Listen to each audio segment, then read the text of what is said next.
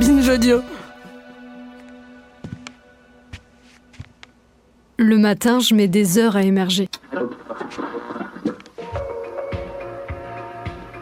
6h30, 9h, les matins de France Culture. Bonjour. J'écoute les infos d'une oreille, les yeux dans le vide, une tasse de thé entre les mains. Votre réveil soit trop brutal, mais enfin, ce qu'il y a de neuf véritablement. Le lundi 18 janvier 2021, le réveil a été un peu plus brutal que d'habitude.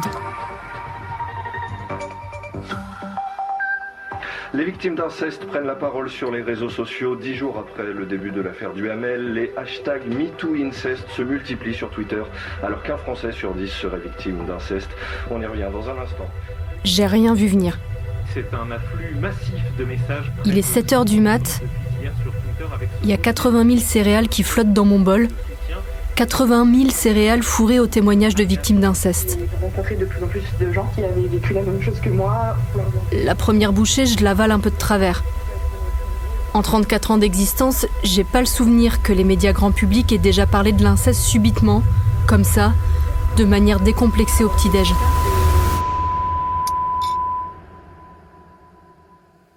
Alors qu'avant, tout le monde s'en foutait. Washington est barricadé à Mais 3 t'y connais jours quoi, de la toi ? future De quoi tu me Joe parles ? Biden, la capitale se Demain, prépare tu seras passé à autre chose. cérémonie officielle avec la peur d'une possible action des militants contre les plus virulents.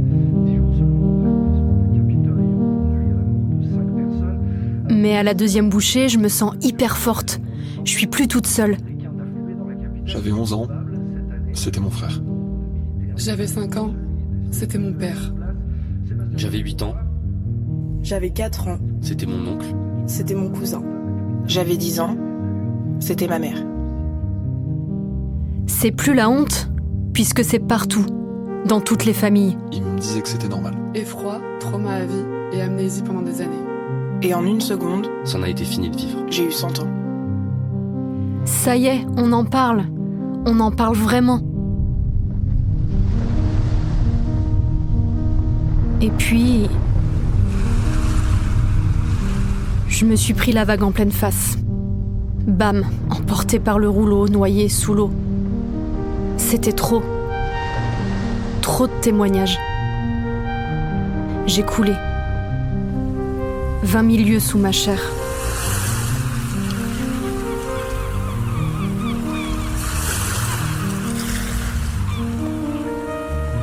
Un ressac m'a finalement ramené sur le rivage. Je me suis échouée sur une plage avec plein d'autres survivantes et survivants d'inceste. Un peu plus de 7 millions au total, avec nos petits gilets de sauvetage. J'en ai reconnu certains d'entre vous. Mais si, souvenez-vous, on s'est même souri. Un sourire qui voulait dire « moi aussi ». Sorti de l'océan du déni. 20 000 lieues sous ma chair. Une série documentaire de Caroline Potier. Épisode 5. Moi aussi.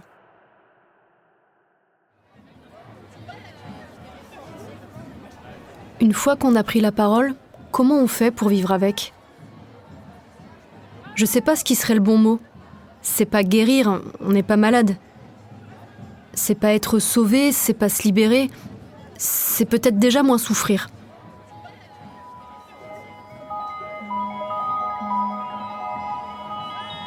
On n'est pas condamné à rester avec nos traumatismes. Des techniques thérapeutiques, des protocoles, il en existe d'innombrables. Qu'est-ce qu'on peut faire quand on ne veut pas nous écouter ? Quand il n'y a pas de procès ?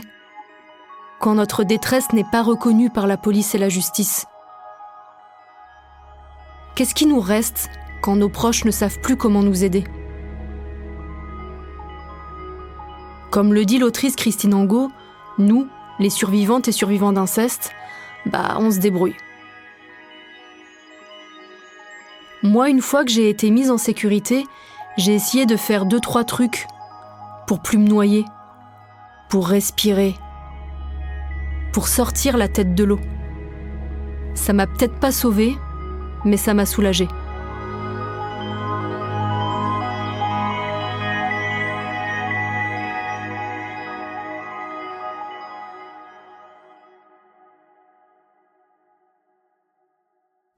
certains se tournent vers des thérapies cognitives et comportementales.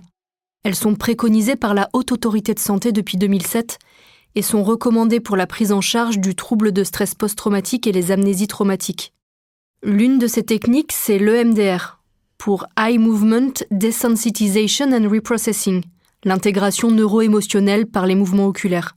On va réactiver les souvenirs des événements traumatiques pour leur permettre, une fois pour toutes, d'être réenregistrés correctement. Docteur Mélanie Voyer, psychiatre, responsable du Centre régional de psychotraumatisme Nord-Nouvelle-Aquitaine. Comme un événement du passé, on n'a pas de technique thérapeutique qui permette d'oublier, d'effacer.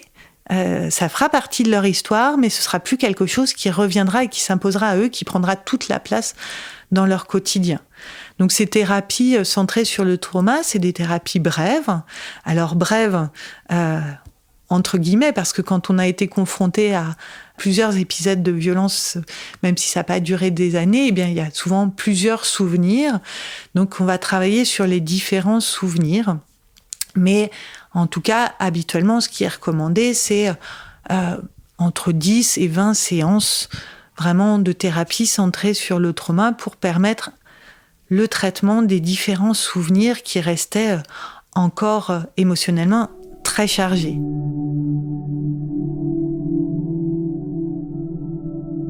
Moi, je me suis tournée vers des thérapies plus classiques, basées sur la parole. De mes 15 à mes 25 ans, j'ai consulté 5 spécialistes, psychologues, psychiatres et psychanalystes. Je leur laissais peu de chance si le courant ne passait pas ou s'ils me paraissaient à côté de la plaque. Et puis ça coûtait cher. Entre 30 € la demi-heure et 60 € les 3/4 d'heure. J'avais pas les moyens. J'ai arrêté assez vite. J'ai remis l'inceste sous le tapis pendant 10 ans, jusqu'à faire la démarche volontaire, assumée et mûrie, de trouver la psychologue qui me suit encore actuellement.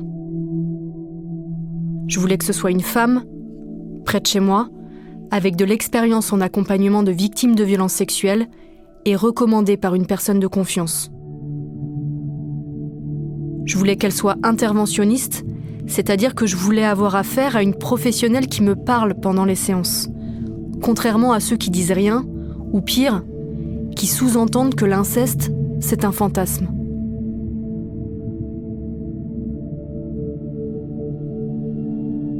C'est un espace à moi, où il m'est possible de dire tout ce que je ne peux pas dire aux autres concernant l'inceste. La honte, la culpabilité, la difficulté à faire confiance, à dire non, la tendance à l'auto-sabotage, l'inadaptation sociale ou professionnelle, et ce truc de « quand ça va un peu trop bien dans ma vie, il faut tout que je foute en l'air ». Avec cette psychologue, j'ai l'impression de dénouer une pelote et d'avancer petit à petit dans le tricot de ma vie. Alors bien sûr, prendre soin de soi a un prix. Je vis avec 1 400 € par mois, seule, mais s'il faut choisir entre un resto et une séance psy, je choisis la séance psy. C'est devenu ma priorité. Si je fais un calcul rapide, je dirais qu'en 3 ans de suivi avec ma thérapeute actuelle, j'ai dépensé 1 360 €. Si j'ajoute à ça les dépenses effectuées plus jeunes, je dirais que j'en ai eu pour 2 100 € en soins psy au total. En discutant avec d'autres victimes d'inceste, je me rends compte que c'est pas tant que ça. Car la fourchette varie plutôt entre 3 000 et 30 000 € pour une thérapie. Et devinez quoi ? Ces soins ne sont pas remboursés, à part si vous passez par un CMP, un centre médico-psychologique. Mais le plus souvent, il faut attendre des mois pour obtenir un rendez-vous.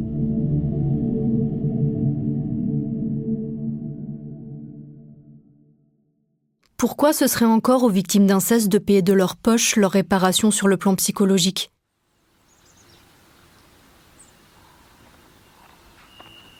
Cette étape qu'on appelle le travail sur soi, c'est juste une partie du chemin vers la reconstruction. La grande route, on doit la construire collectivement, avec toute la société. L'État, les institutions, les médias. Parce que l'inceste, c'est un problème de santé publique. Il faudrait le régler avec de l'argent public. Après la déferlante MeToo Inceste en 2021 et la parution du livre de Camille Kouchner, La Familia Grande, qui révélait l'inceste de son frère jumeau par leur beau-père, Le sujet a pris tant de place dans les médias que notre gouvernement a été obligé de faire quelque chose. Ces témoignages, ces paroles, parfois ces cris, plus personne ne peut les ignorer. Et c'est aujourd'hui à nous d'agir. Tout faire pour arrêter maintenant les violences sur nos enfants, car tout ce qui semble anormal doit pouvoir être dit. Il a donc missionné un groupe d'expertes et d'experts chargés de diagnostiquer le problème et de trouver des solutions. C'est ainsi que s'est créée la Civise, la Commission sur l'inceste et les violences sexuelles faites aux enfants. Elle a par exemple modélisé tout un parcours de soins adapté aux victimes d'inceste, spécialisé sur le psychotraumatisme. Et surtout, elle préconise que ce parcours soit pris en charge financièrement par la solidarité nationale. En 2021, la Civise lance un appel à témoignages dans toute la France. En 3 ans, elle en recueille plus de 30 000, à l'écrit mais aussi lors de rencontres publiques organisées une fois par mois dans des grandes villes du pays. J'ai tenu à assister à l'une d'entre elles, car me retrouver avec autant de personnes concernées, c'était quelque chose d'inédit. En fait, je suis comme l'albatros de Baudelaire. Moi, je suis quelqu'un de complètement bancal. Je ne sais pas comment vivre. 21 septembre 2023. Je ne sais pas comment être avec les autres, comment aimer. Enfin, c'est quelque chose qui est... C'est comme si j'avais pas eu le mode d'emploi où mon père avait déchiré le mode d'emploi et il avait déchiré mon corps, mon sexe, mon âme. On n'est peut-être pas 7 millions ce soir-là, mais 450 au Palais de la Femme à Paris. La salle est remplie d'hommes et de femmes venus partager un vécu, entendre le récit d'autres qu'ils ne connaissent pas et trouver des réponses à leurs questions insolubles. Merci. La voix qui leur répond est celle de l'ancien coprésident de la Civise, le magistrat Édouard Durand. Recueillir autant de témoignages, c'est indispensable pour mieux appréhender les situations d'inceste et mieux y répondre. Et aussi pour mettre au jour des situations qui sont encore plus tabous que le tabou. Par exemple, que les agresseurs peuvent aussi être des agresseuses ou d'autres enfants. Bonjour, bonsoir. J'ai 52 ans et demi. En fait, je suis venue aujourd'hui parce que selon moi, mais je pense que j'ai des certitudes même qu'il y a des cas d'inceste dont on parle trop peu. J'ai été victime d'inceste par l'une de mes cousines. J'ai été mineure, elle était mineure, mais plus âgée que moi. Il n'y avait pas de consentement de ma part. C'est forcément un inceste, incontestable. On a du mal à l'imaginer, mais selon un sondage Ipsos de 2023, les viols commis par des frères, des sœurs, des cousins ou des cousines, le plus souvent mineurs, représentent 42% des cas d'inceste. Et pour l'instant, notre loi appréhende très mal ces cas-là. Par exemple, si vous avez été agressé par votre cousin ou votre cousine, ce n'est pas considéré comme un inceste. Je ne peux pas imaginer qu'il n'y ait pas des cas d'inceste entre des enfants mineurs, des cousins, mais des cousines. J'insiste sur le féminin. Vraiment, j'insiste sur le féminin. Voilà.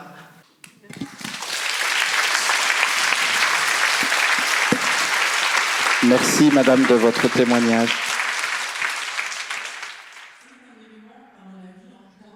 Cette femme insiste sur le féminin.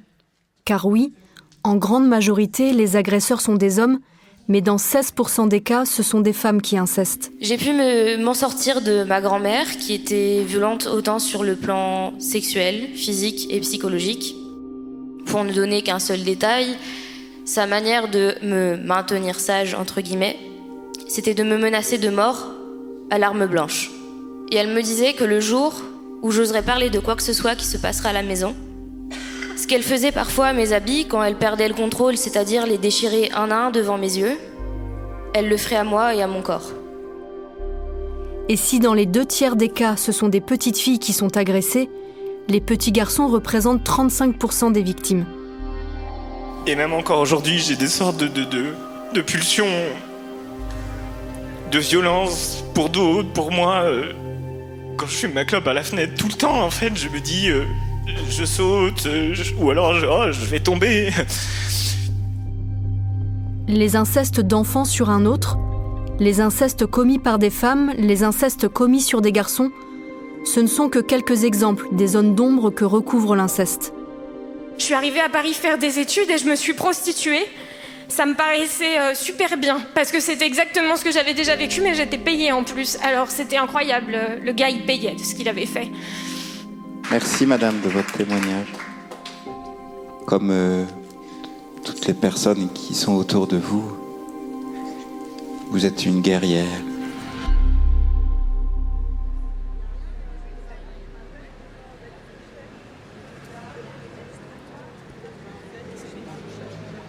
Je suis sortie de cette rencontre un peu sonnée. Je repense à celles et ceux qui ont tout lâché au micro et qui se sont rassis sur leur chaise, les yeux dans le vide. Je me demande si ces personnes sont bien entourées une fois rentrées chez elles. Moi j'ai vu que les photos que tu m'as partagées, mais J'ai connu des cadres plus doux et sécurisants pour témoigner et me reconstruire.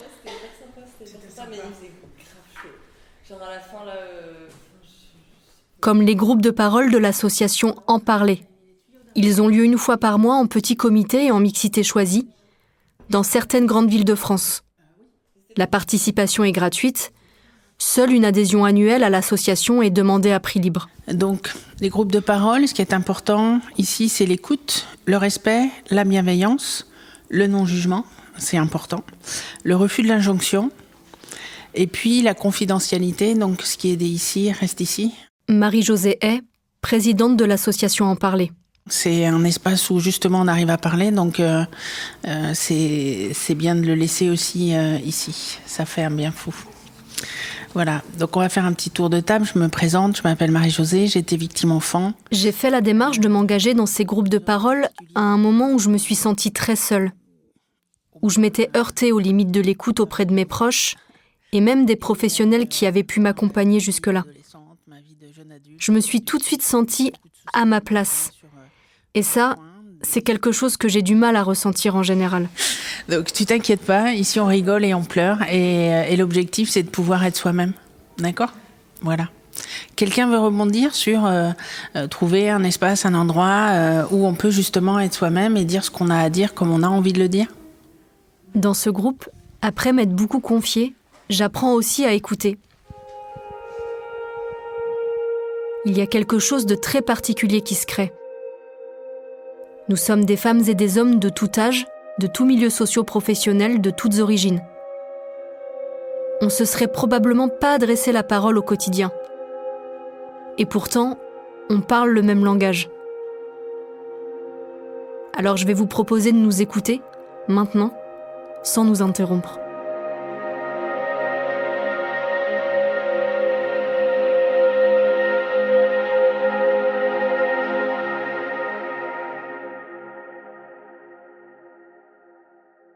Donc moi c'est Olivier, j'ai 32 ans.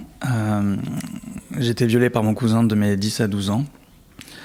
J'ai mis ça sous le tapis très rapidement parce que déjà je savais pas vraiment ce qui s'était passé. Et c'est à 23 ans que tout est ressorti d'un coup et je sais pas comment j'ai arrivé à faire ça, mais j'ai appelé mon cousin immédiatement en sachant que ce que c'était. À 23 ans, j'avais mis le mot viol sur ce qui s'était passé pendant cette période-là. Je l'ai confronté. Il a tout nié. Enfin, il a reconnu que ça s'était passé, mais pour lui, c'était juste un jeu et ça reste un jeu. Et c'est moi qui en fais. Voilà, c'est à cet âge-là, quand on a 8-10 ans, garçon-fille, en fait, on reste des enfants avec son innocence et on a tous perdu cette partie-là quand on a été victime à ce moment-là. C'est aussi compliqué, oui, de faire le deuil de ça aussi, quel que soit, voilà. De se dire, c'est une partie de moi qui est perdue à jamais, il faut que je tourne la page et que, à côté de ça, il y a cette violence sexuelle, impact aussi, après, la sexualité. Enfin, moi, mon adolescence, la découverte de la sexualité, l'éveil, j'ai eu un éveil complètement en miettes, quoi. Enfin, c'est-à-dire que, à 10 ans, d'un coup, tu découvres la fellation alors que tu sais même pas ce que c'est. Enfin, c'est quelque chose de complètement hallucinant, en fait.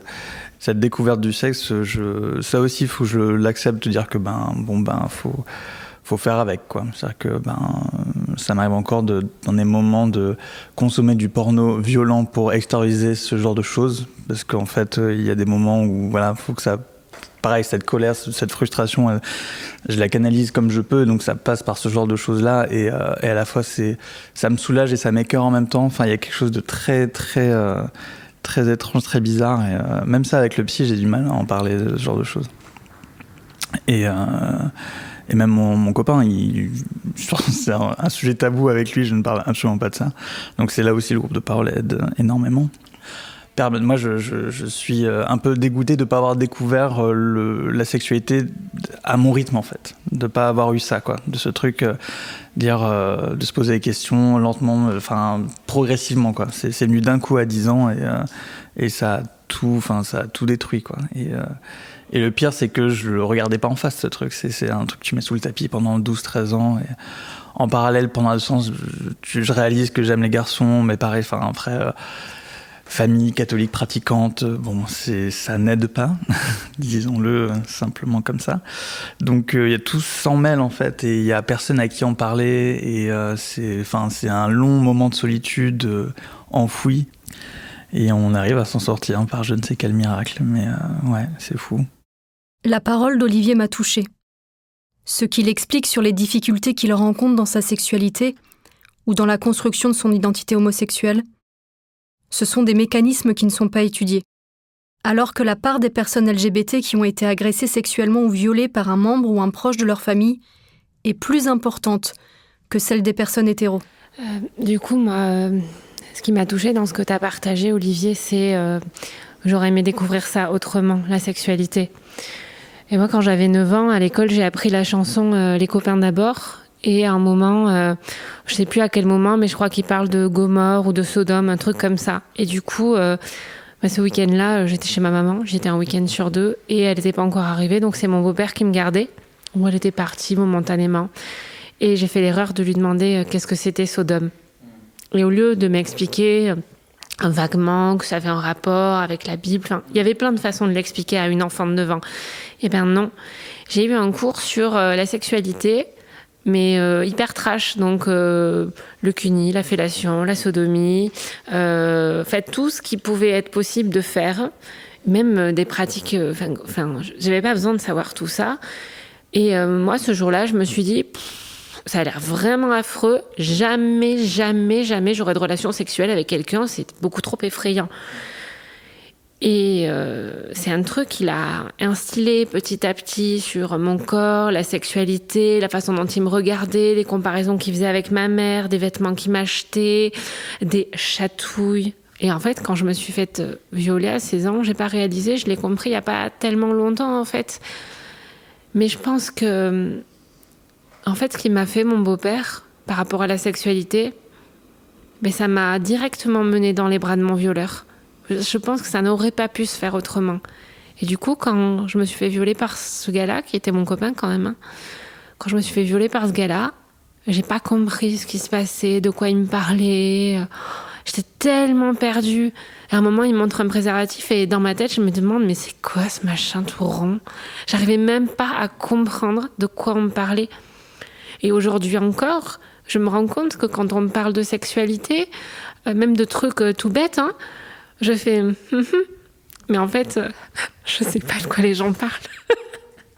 J'ai un vrai blocage et il y a même des mots que j'arrive pas à prononcer. Par exemple, j'arrive à dire vagin, mais j'arrive pas à dire ton truc à toi, quoi. C'est hyper dur pour moi. J'ai honte, je suis toute rouge. Quand je suis... des fois, ça me donne même envie de pleurer et je me dis, mais c'est dingue, quoi. Alors que j'adore faire l'amour avec mon chéri. Je trouve ça merveilleux, super cool, on s'éclate, c'est super. Mais quand je suis en public, en entend parler, ou même pendant longtemps, quand il y avait des scènes un petit peu, même sans que ce soit porno, même quand il y a des scènes un petit peu érotiques à la télé, j'étais toute gênée, je me tortillais, et ça m'emmerde. Parce que je vois bien que je suis en décalage aujourd'hui avec les gens qui en parlent autour de moi, sans que ce soit glauque. Des fois, on en parle entre copines et ça pourrait être super sympa. Mais en fait, moi, je passe vraiment pour la teubée qui n'y connaît rien. Et ça m'emmerde parce que bon, les gens qui sont pas sympas se moquent de moi. Mes copines, elles ont compris maintenant que j'étais coincée avec ça, ou enfin que j'étais pas très bien. Donc elles m'expliquent toujours. Mais c'est chiant d'avoir besoin de ce décryptage permanent. Parce que des fois, les gens font des blagues et tout le monde rigole et moi, je suis la seule à pas rigoler, quoi. Et en fait, j'ai honte en fait de ça. J'ai honte de pas arriver à comprendre, d'être tout le temps en décalage. Et moi, pour ça, je suis hyper en colère contre mon beau-père. Parce qu'en fait, il m'a privée d'une découverte normale, sympathique, tâtonnante. En fait, j'ai pas eu droit à ça. Et ça c'est un truc que j'aurais plus jamais, du coup. Et ça me fait vraiment chier, quoi. Je suis en colère, je me dégoûte pour ça. Voilà.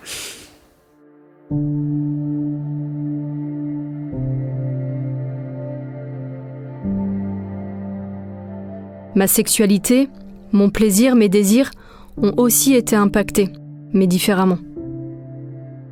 Ce qui a pu m'arriver de pire, à mon niveau, c'est de voir le visage de mon père à la place de celui d'un de mes partenaires pendant un rapport sexuel. Quelques secondes seulement, assez pour me pétrifier.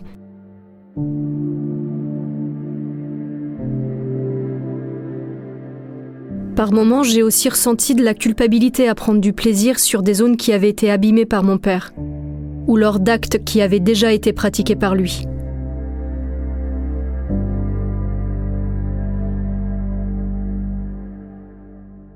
Moi, je vis ma sexualité aujourd'hui avec les images de tout ce qui m'a fait faire de ces jeux. Aujourd'hui, je peux dire obscènes, qui sont... je crois qu'il y a que 2 ans que j'ai dit à ma psy tout ce qu'il m'avait fait faire. Je comprends pourquoi j'ai eu tellement de mal à avoir une sexualité, que ce soit avec un homme ou avec une femme d'ailleurs, parce que la perversité de cet homme-là, je me suis construit sur ça. L'incapacité d'avoir une vie, ressentie physique normale. Et en fait, je crois que c'est le plus gros fardeau que je porte encore aujourd'hui, parce que toute ma relation à l'autre, ma relation physique à l'autre, elle est avec les odeurs et les images de tout ce qui m'a fait vivre. C'est ça le plus compliqué, je dirais. C'est peut-être pas du sexe, d'accord, mais ça a un impact sur ma sexualité bien au-delà de ce que les thérapeutes peuvent comprendre. Et sur les personnes avec qui j'ai vécu, avec qui j'ai essayé d'expliquer, parce que mes réactions, qui sont des fois même au-delà de ce que moi parce que ça part, quoi. Je sais pas où je vais, mais ça a été trop violent. Et mon cerveau, là, il switch entre la petite fille qui a fait un certain nombre de choses et l'adulte qui trouve ça innommable. Donc la honte que j'ai de moi, ce sentiment de culpabilité, ce sentiment de honte, de rejet de moi, il est normal.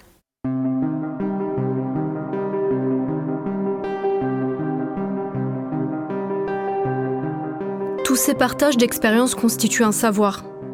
Ces informations qu'on s'échange ont tout intérêt à être transmises aux professionnels de santé pour qu'ils apprennent à mieux nous prendre en charge.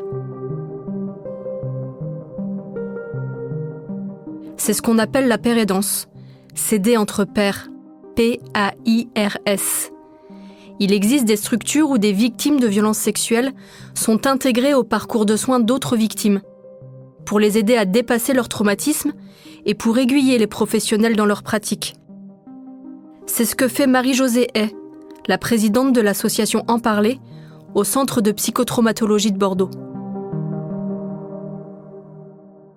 Alors, je puise sur mon expérience personnelle. J'ai fait un DU, patient formateur au parcours en soins chroniques. J'ai développé énormément de pathologies et je n'ai pas été prise en charge correctement. Donc, je parle de mon parcours parce qu'aujourd'hui, je suis capable d'en parler. Mais j'utilise toutes les expériences et tous les témoignages que je peux recueillir dans les groupes de parole, quels qu'ils soient. C'est quelque chose que j'expose dans les formations. Quand je viens parler de la parole de victime, soyez là, entendez, écoutez, croyez ce qu'on vous dit, essayez de trouver les causes de la problématique.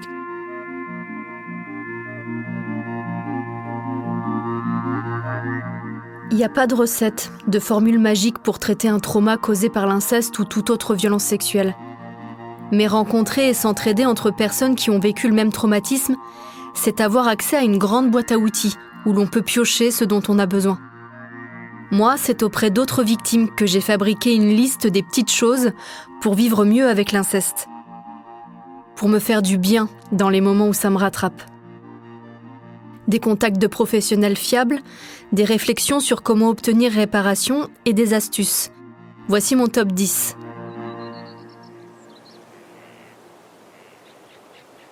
Regarder le soleil, voir la mer ou l'océan à toute saison, nager, faire du vélo, marcher pour me vider la tête au grand air, cuisiner quelque chose de bon, passer du temps avec des personnes positives, lumineuses, sans forcément parler de ce qui va pas, danser, câliner un chat, prendre un bain, dormir et chanter. Je chanterai toute ma vie pour briser le silence. J'épouserai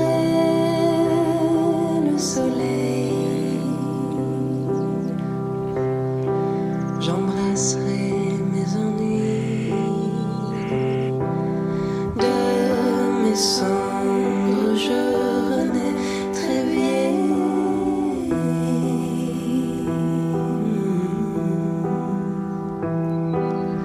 Dans mon corps une nouvelle peau s'éveille.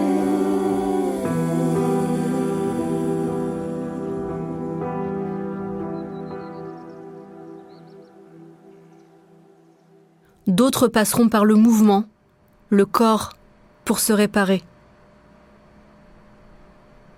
Moi, j'ai fait plusieurs expériences d'art-thérapie, dont une par le modelage intuitif.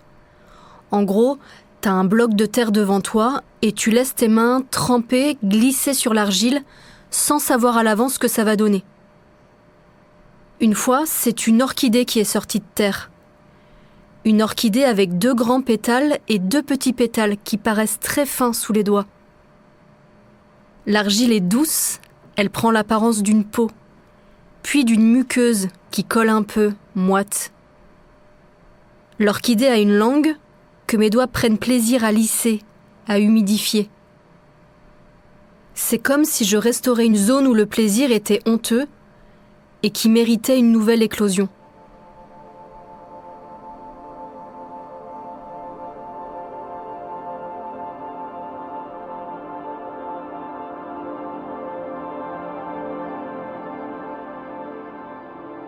Ces stages et expériences sont utiles et libérateurs, en tout cas pour moi. Mais parfois, certaines personnes victimes d'inceste ont besoin d'aller plus loin. De renouer avec leur identité en effaçant le nom de famille de leur agresseur, pour toujours. Changer de nom pour ne plus appartenir à cette lignée qui nous a violentés est une procédure aujourd'hui simplifiée, rapide et gratuite. En tout cas, si vous voulez prendre le nom de votre autre parent. Si vous choisissez un nom d'emprunt, cette démarche est plus longue et coûteuse. Cette idée m'a traversé l'esprit à plusieurs reprises, mais je suis jamais allée jusqu'au bout. J'ai voulu le faire avant la sortie de ce documentaire, par exemple. Je voulais marquer un nouveau départ. Mais prendre un autre nom, ça faisait pas sens. Garder le patronyme de mon père, c'est une façon pour moi de confronter toute sa lignée. De mettre toute notre famille face à ses responsabilités, face à l'inceste. En partageant toutes ces expériences, en côtoyant toutes ces survivantes et tous ces survivants d'inceste, j'ai gagné des points de vie. Je vois un peu notre parcours de réparation comme un jeu vidéo, à passer des heures à chercher des solutions pour passer au niveau suivant, avec des cases bonus qui vous font avancer, qui vous renforcent. et d'autres qui vous font rétrograder. Pire, qui vous condamnent. Game over. Il n'y a plus qu'à tout recommencer à zéro. Alors, il faut passer la phase de découragement et vous dire « Allez, j'y retourne ». Here we go. Ou pas. Ou plus tard, quand vous vous sentirez prête, prêt. Sauf que quand vous y retournez, il y a toujours le moment où vous devez affronter le grand méchant, celui qui fait 3 têtes de plus que votre personnage. Pour finir le jeu, il faut toujours tuer un monstre. Le monstre. Cette image du monstre, c'est souvent celle qui est donnée pour représenter les incesteurs, les violeurs, les agresseurs. En tout cas, chez moi, c'est comme ça qu'on appelait mon père. Est-ce que ça veut dire qu'il faut s'y confronter pour gagner ? Montrer qu'on s'en est sorti et qu'on est plus fort que lui ? Et puis, ça fait quoi si je finis pas la partie ?